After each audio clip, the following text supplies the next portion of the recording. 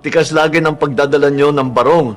Sino ang mananahi? Pumili ng damit ninyo. Ang mga damit ko, mga lalo na ang mga barong ko, ay ang kapatid ko si Irene. Siya ang naghahanap, laging naghahanap yung pag may nakita siya na magandang barong o magandang damit, ay kukunin niya at sasabihin niya, oh, gamitin mo ito. Siguro mga 1 month before nung SONA, meron na siyang pinadala na barong. Sabi niya, ito 5 magandang barong mami. Isang magandang araw sa ating lahat at sana ay nasa mabuti kayong kalagayan. Halos 2 linggo na ang nakaraan nang ihatid ko ang ika-5 State of the Nation Address.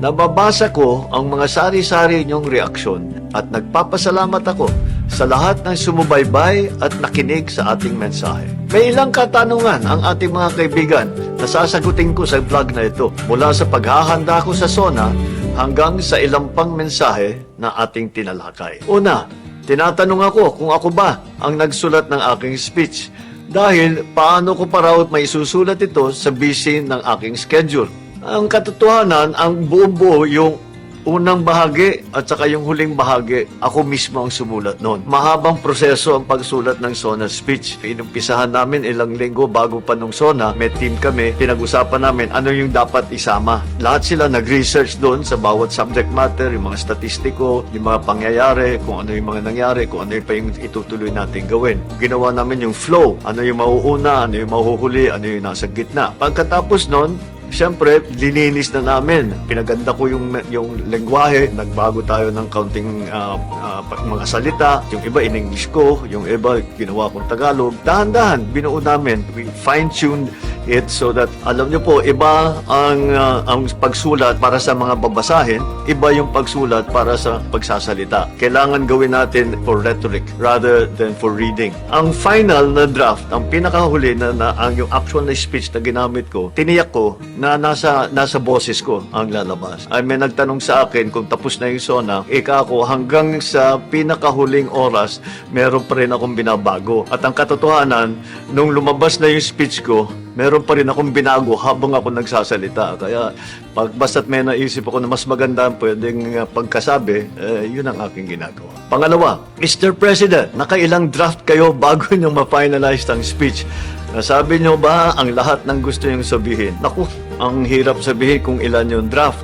Kasi pinaghati-hati namin. So yung unang meeting namin ay tinignan namin yung unang 1/3. Inayos namin. Tapos susunod na meeting, the next third hanggang sa huli. Hanggang natapos namin. Tapos titignan namin yung isang buo. Siyempre, kailangan namin ayusin kasi yung sa simula, masyadong mahaba. Kasi basta isulat nyo, saka natin aayusin. So, dahan-dahan namin ginawang mas maiksi para naman hindi umabot ng 2 oras at kalahati. Ang speech, masyadong mapapagod ang tao. Pati ako, mauubos ang boses ko. Ang kasunod na katanungan, nasabi nyo ba ang lahat ng gusto nyo sabihin? Ang katotohanan, hindi. Marami kaming nailagay na kailangan na namin, hindi namin na maisama dahil masyado na mahaba. Kaya abangan na lang ninyo sa susunod na SONA. Pangatlo, ang tikas lagi ng pagdadala nyo ng barong. Sino ang mananahi? Pumili ng damit ninyo. Ang mga damit ko, mga lalo na mga barong ko, ay ang kapatid ko si Irene. Siya ang naghahanap, laging naghahanap yung pag may nakita siya na magandang barong o magandang damit, ay kukunin niya at sasabihin niya, oh, gamitin mo ito. Siguro mga 1 month before nung SONA, meron na siyang pinadala na barong. Sabi niya, ito 5 magandang barong, mamili ka. Pang-apat, ano ang special preparation ni PBBM sa araw ng SONA? Dapat pag araw ng SONA ay wala nang kailangan gawin. Dapat pinagnagahanda na lang ako ng sarili ko para sa pagtalumpati, para sa pagbigay ng SONA. Halos hating gabi na kami natapos ng Sabado, tinapos ko na. Sabi ko, ayusin na natin to. Ito na yung final draft. Buong araw ng linggo, pinapractice ko. Tina-timing namin kung gaano kahaba, pinapractice ko na. Yung practice na nakatayo sa podium, may mikropono, pati yung boses ko, pinapractice ko na lahat. Pagdating ng Lunes, walang laman ang schedule ko kung hindi SONA. Hawak ko na yung speech ko, paulit-ulit ko nang binabasa. Hindi ko binabasa ng malakas ng boses dahil mauubos ang boses ko. Pero binabasa ko para tiyakin ko na familiar na ako. Talagang halos memoryado ko na. Yung araw ng Lunes, araw ng SONA, ay wala nang schedule yun kundi yung SONA.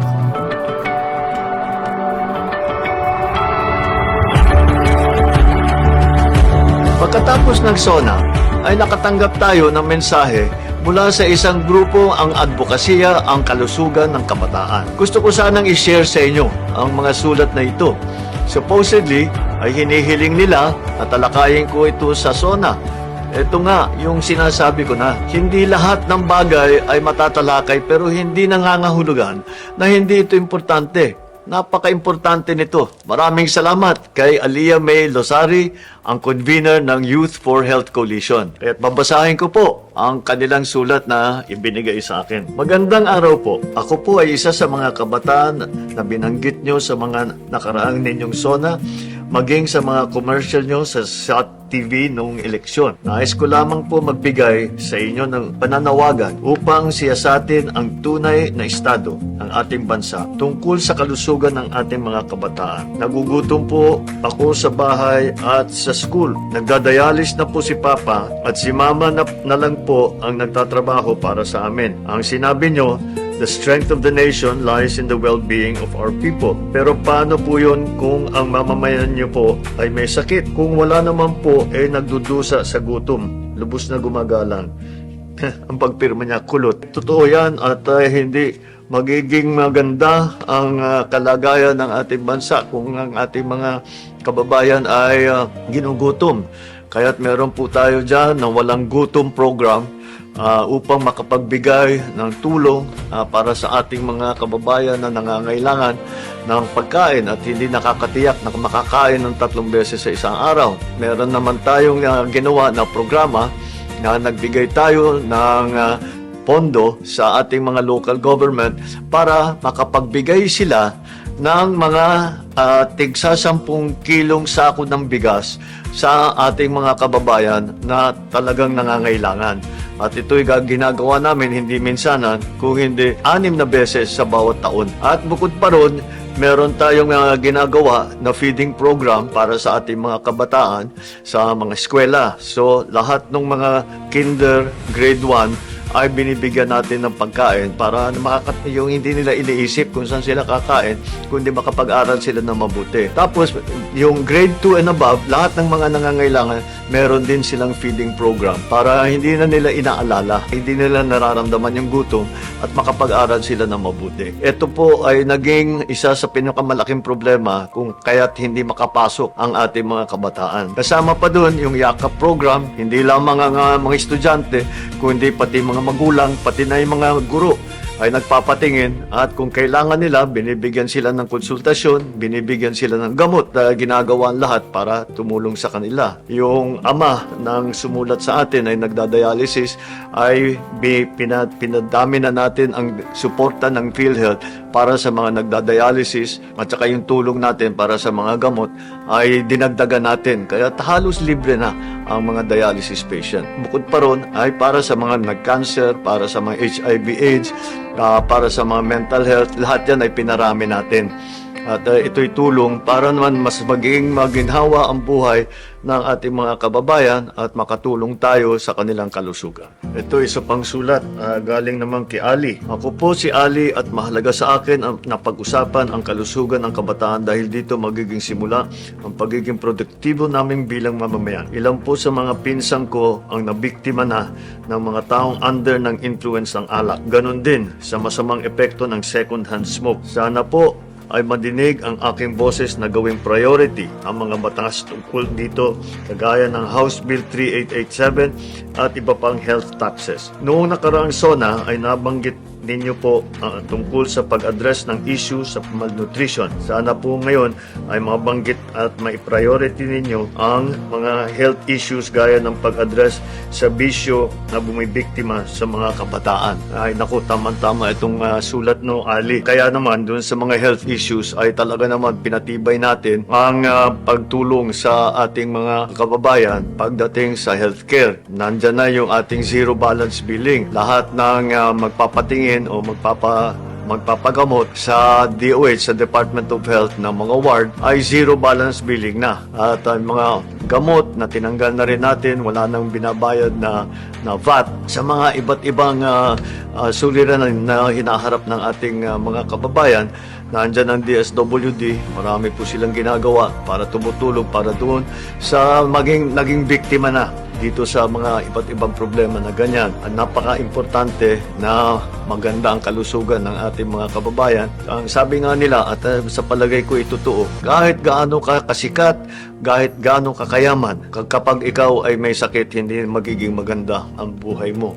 Kaya't yan ang aming inuuna, kaya't napakataas na priority ang kalusugan ng ating kabataan, ang kalusugan ng ating mamamayan. Dalawa pa lang yun dito sa maraming iba't ibang sulat na natanggap natin. Lahat ng sumulat po sa akin ay asahan ninyo, bata man o matanda, ay babasahin ko lahat ito. Titiyakin natin na kung meron pa tayong maaring gawin, matugunan ang mga inyong binabanggit na problema, ay asahan ninyo gagawin naman inyong pamahalaan ito. Sa mga pang-aalipusta, hindi tayo matitinag. Sa manlulupig, hindi tayo pasisiil.